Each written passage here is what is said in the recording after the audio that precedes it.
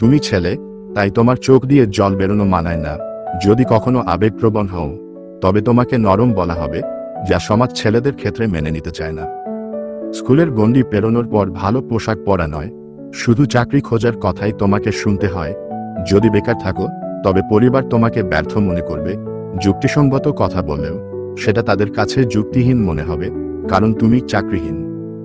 তুমি ছেলে, তাই যতই চেষ্টা করো, বদনামের দাগ তোমার সঙ্গেই থাকবে।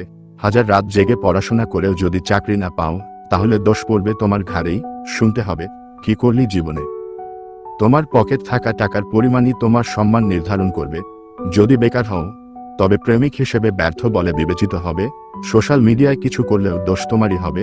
তুমি যদি বেসরকারি চাকরি করো, তাহলে মেয়ের বাবা তোমাকে পাত্র হিসেবে অযোগ্য মনে করবে। সমাজের এই অদৃশ্য চাপ সহ্য করেও ছেলেরা হাসি মুখে বাঁচতে শেখে, কারণ তাদের সহ্য করাই নিয়তি।